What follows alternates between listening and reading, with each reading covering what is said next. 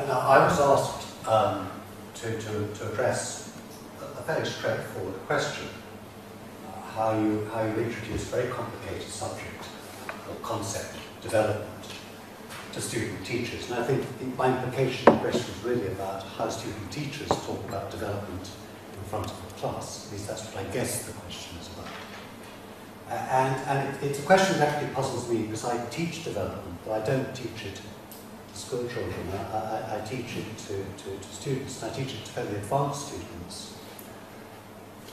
And if I knew the answer to the question, I think I'd teach it a lot better, but I don't.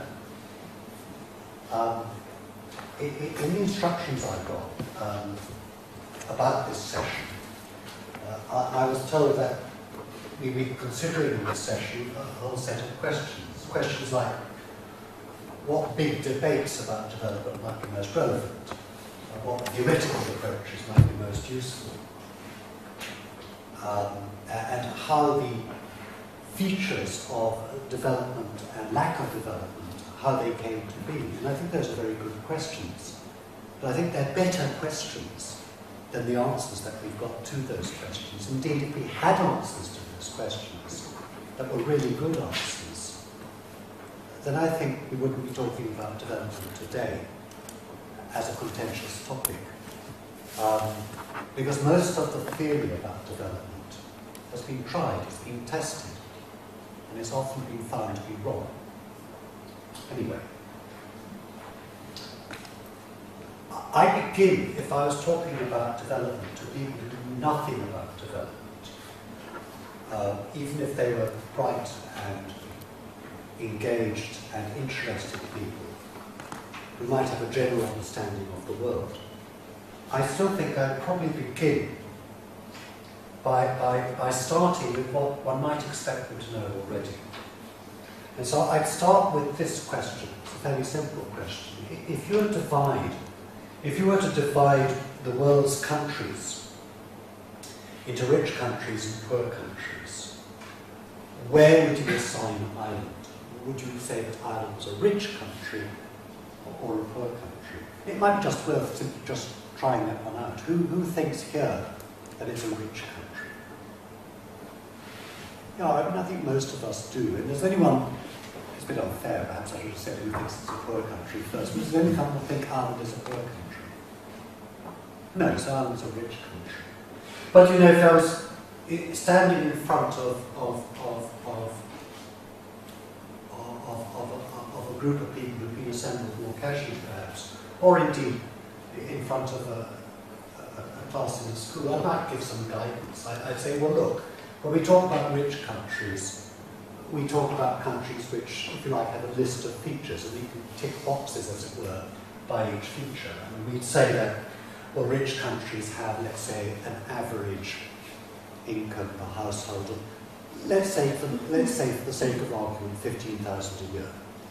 I mean, that's like the equivalent of, I'm not sure what the old age pension is in Ireland, but that's the equivalent of the old age pension in England, all right? Two of them, old couple. That'd be about the poorest people, more or less. So you say that rich countries, most people live in households which have at least 15,000 euros a year. And then you say that rich countries are countries in which there's an absence of really serious malnutrition. Now I know, I was listening to the radio the other day, and someone was saying on the radio that a recent survey has found that 20% of Irish kids wake up in the morning and don't have a proper breakfast, and consequently are malnourished by the time they get to school and not learning properly and so on. But I'm not talking about that kind of malnutrition. I'm talking about the kind of malnutrition where people go to bed hungry, so hungry that it hurts. And where, as I know from working in South Africa, I used to be a lecturer in South Africa, most people used to eat so little that they were small. And then, after people got the vote in '94, it's quite astonishing, they started eating more. They didn't actually start eating better food, but they did start eating more, partly as a consequence of the vote. You draw connections between the two. But the difference was that my students, their average height in 15 years increased by about 15, 20 centimetres. So as dramatic as that. Simply from the fact that at an early age, children, working class kids surrounding the big city where I worked were eating better, or at least eating more. They were probably eating worse in some respects, but they were eating more because they grew more at an early age. You'd say that rich countries have more or less free primary and secondary, post-primary education for everybody. More or less free. I mean, let's not be too picky about what free is. But, you know, affordable schooling so that everybody has to go to school. You say that in rich countries, most babies are either born in hospitals or at least born in a setting in which there's a trained and competent person present to look after the birth if things go wrong. All right? And you say that in rich countries, or most people live with running water in the house and modern sanitation. And you say that in rich countries, most people use electricity in the home. And most people can read and write, and most people have access to information about the outside world through reading and writing, and of course watching television.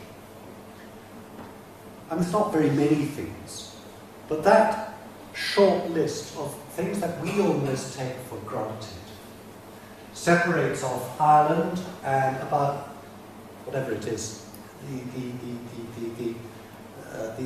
40-odd countries in Europe, depending on how you define Europe, quite a large part of North Asia, the former Soviet Union, parts of China, a bit of East Asia, and all of North America except for Mexico, bits of the Caribbean.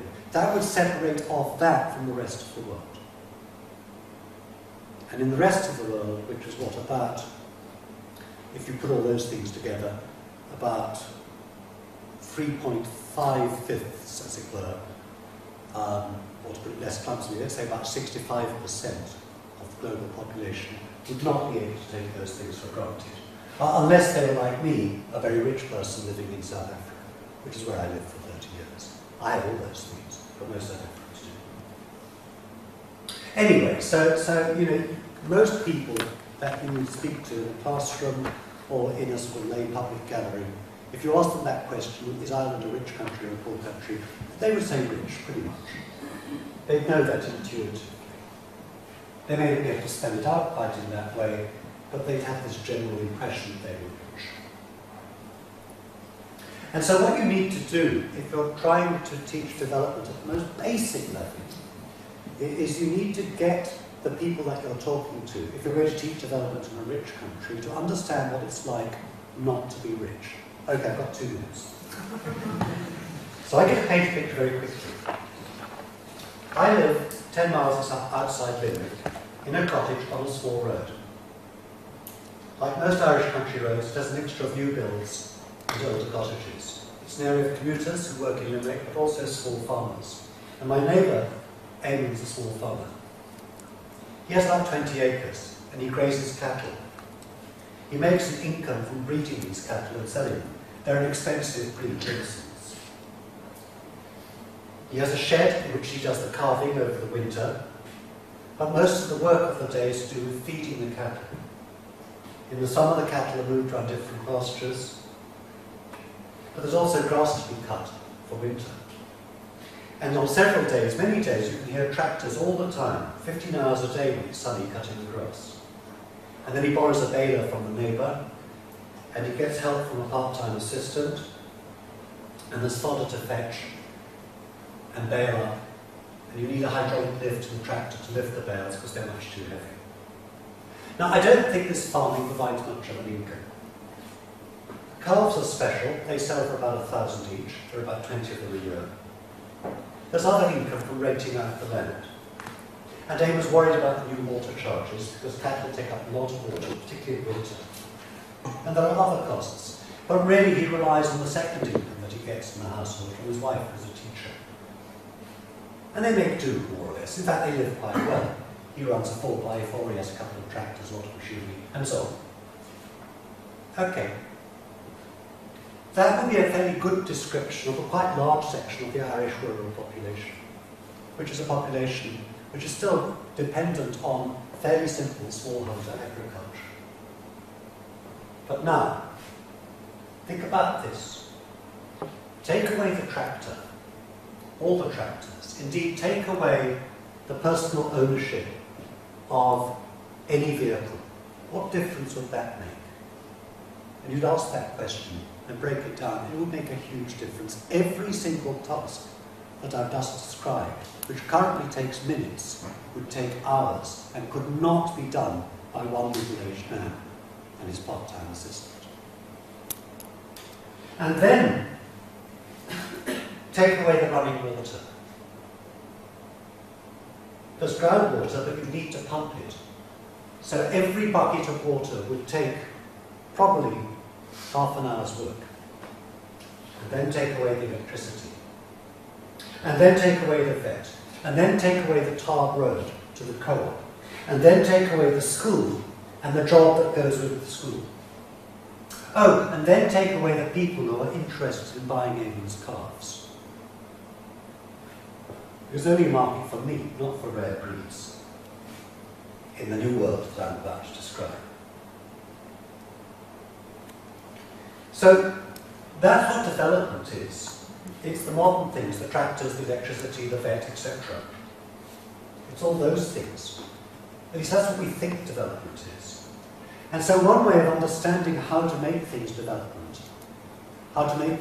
is to put those things back.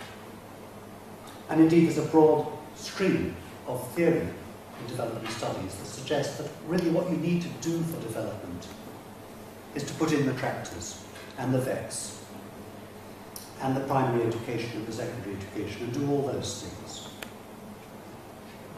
But there's a more interesting way of looking at development, and that is to ask why it is that the corresponding cattle farmer in, say, Tanzania doesn't have those things in the first place. Why don't they have the electricity and the water and the tractors? And that's really the question that we ask when we talk about development. We try and answer questions about how it happens, and when it happens, and why it doesn't happen.